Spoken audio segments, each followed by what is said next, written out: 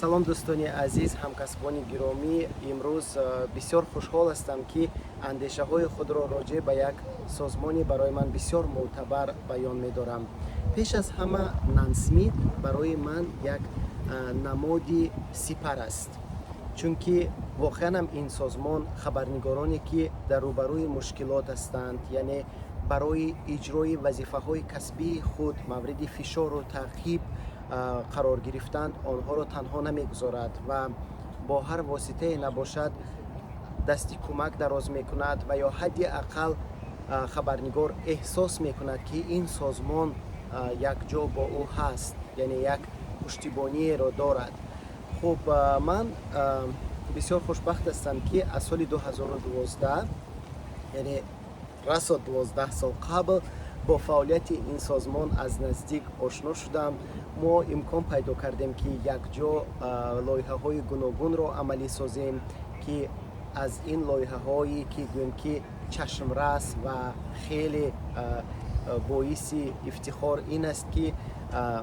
ин лоиҳа ном дошт пешгирии баҳсҳои судӣ васоити ахбори омма дар Тоҷикистон, ҳамчунин таъмини амнияти рақамӣ барои хабарнигорон ва намояндагони васоити ахбори омма, ҳамчунин баландбардоштани касбияти хабарнигорон тавассути риояи меъёрҳои касбии журналистика ва ҳамчунин тавассути тренингҳои гуногуни касбӣ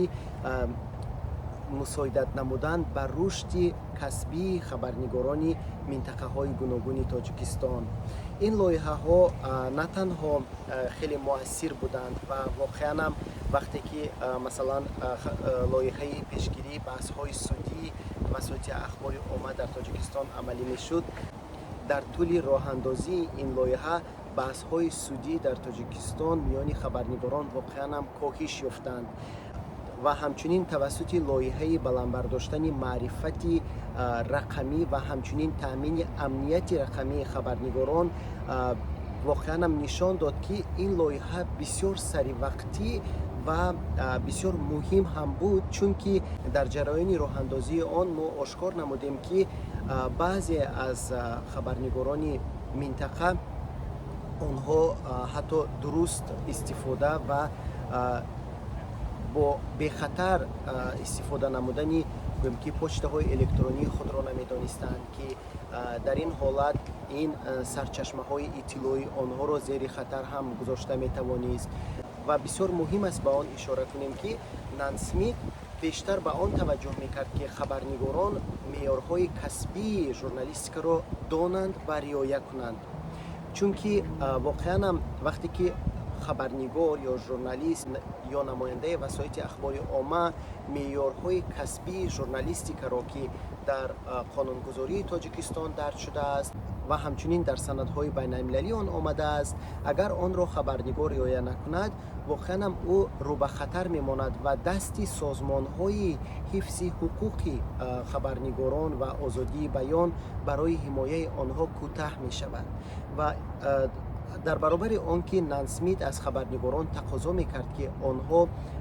меъёрҳои касбиро риоя кунанд, ҳамчунин барои онҳо силсила тренингҳои гуногунро дар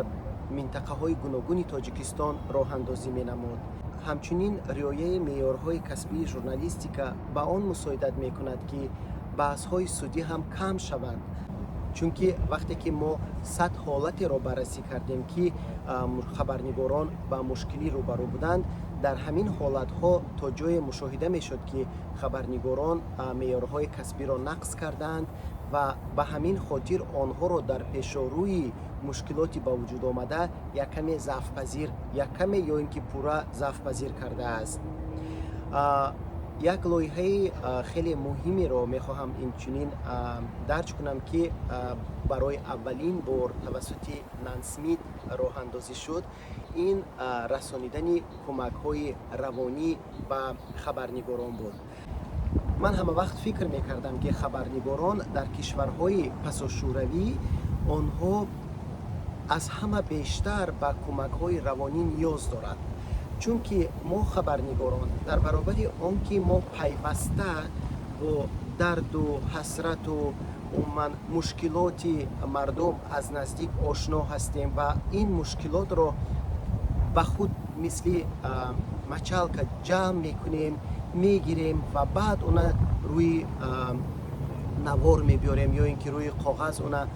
انشا میکنیم. چون که اگر ما این مشکل درک نکنیم مواد ما صمیمی نمیشود و اما به همین به خود گرفتن های این همه مشکلات به سلامتی خبرنگاران هم به تاثیر نمیماند. تصور کنید که در برابر آن که خبرنگار همیشه با مشکلات مردم روبرو هست، یعنی همه وقت مشکلات مردم میشنود، درد مردم میشنود، چون که اکثرا به خبرنگاران در کدام حالت مراجعت میکنند؟ در حالی مراجعت میکنند که مشکلاتشان ضم شده است، یعنی الکی کار از کار گذشته است، آنها کسی به داد آنها نرسید و بعدا به نزد خبرنگار میآیند با همان دسته مشکلات و درد و اندوه و غم و گویم که غمهای زیادشان و خبرنگاران بعضا ساعت‌های نمیشنوند مثل روانشناس و همین درد به خود میگیرند و بعدا گزارش می نویسند و اگر همین مشکلات و درد مردم مقابل منفعت‌های مقامداران یا اینکه حکومت‌ها باشد، خبرنگاران باز مورد فشار و تعقیب قرار میگیرند. یعنی تصور کنید که خبرنگار هم برای شنیدن درد مردم ضرری معنوی میگیرد و هم برای ابراز این درد مردم مورد تعقیب قرار میگیرد و این فشارهای دو کرته و چند کرته به سلامتی خبرنگاران به تاثیر نیست و آنها را آهسته آهسته راه افتاده و ناامید میکند. و من بسیار خرسند شده بودم که برای اولین بار نان اسمیت یک ترینینگ را تشکیل کرده بود که روانشناسان به خبرنگاران راه‌های از گویم که فشارها برآمدن و راه‌های کم کردن تأثیر روانی به خودشان را آموخته بودند و همچنین در یک دوره معین خبرنگاران می توانستند که از مشورت‌های روانشناسان بهره گیرند. این لایحه خیلی مهم است. متاسفانه در تاجیکستان من تا حالا نمیدانم که آن ادامه دارد یا نه. این لایحه چنین لایحه ها باید دستگیری یابند و چنین لایحه ها باید عملی شوند و اما باعث قید است که در تاجیکستان اولین چنین لایحه را نان اسمیت راه اندازی کرده بود و همچنین نان اسمیت تاجیکستان را در عرصه بین المللی معرفی میکنند، چون که ما خواهیم نخواهیم وضع آزادی بیان، وضع حقوق انسان در عرصه بین المللی از زبان سازمان های جمعیتی، سازمان های مردمی به‌گذاری می شود و این خیلی خوب است که تاجیکستان چنین یک سازمان معتبر دارد که می تواند در کنفرانس های بین المللی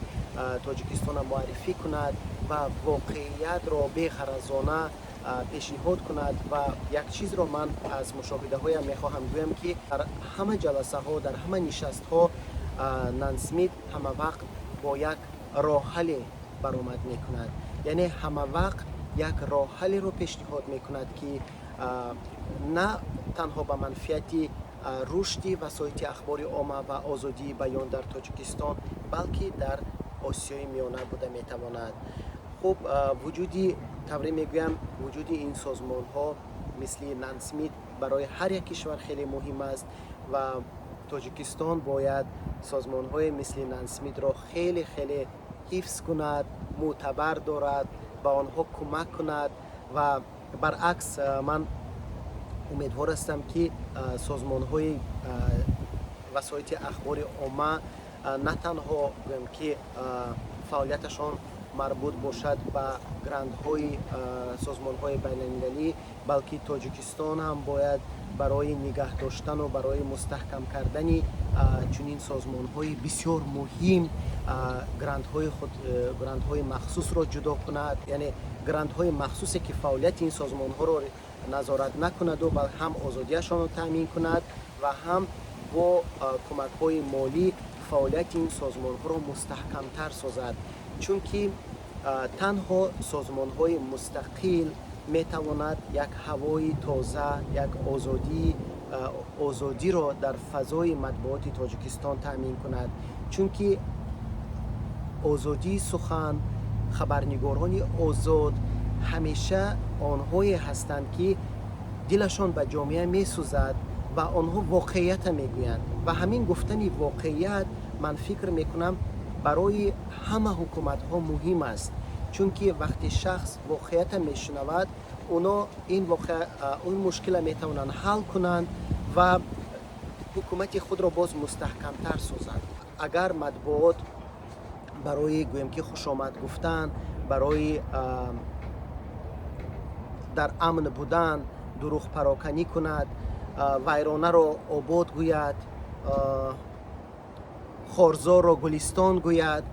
این برعکس به ضرر حکومت ها هست، چون که وقتی که مسئولین میبینند که میفهمند که یک جا خارزار است، یعنی اونجا بی آب است، پس کوشش میکنند که همونجا را آبیاری کنند، گلزار کنند تا اینکه موقع خودشون در همون کرسیشان مستحکم سازند. اما اگر یک خبرنگار دروغ پراکنی میکند و میگوید که اونجا گلستان است پروا نکن و بعدا اون بیابان تاثیر میکند به همه شهرها و همه جا را فرا میگیرد، فکر میکنم این به ضرر است. و خوب سخن زیاد نمیکنم، من این سازمانی معتبر را با 25مین سالگرد کسبیشان مبارک میگویم. بگذار 100 سالگی این سازمان جشن گیریم، طوری که در عرصه جهان سازمان های ژورنالیستی که از سالهای 30 و 46 و 50 فعالیت میکنند یا اینکه 200 سال است که فعالیت میکنند، من آرزو دارم که نانسمیت هم 100 سالگی و 200 سالگی خود جشن میگیرد و سازمانی مستحکم میماند و مکتب نانسمیت رو شاگردانش که حالا هر یک اکثر آنها به خبرنگاران معروف به اندیشه‌گو تبدیل یافتند، فعالیت این سازمان ادامه میدهند. مبارک باشد و همکاران عزیز و همه شما سلامی گرم و من صمیمی خود ارسال می‌دارم. همتون پزمان شدم. تا دیدار.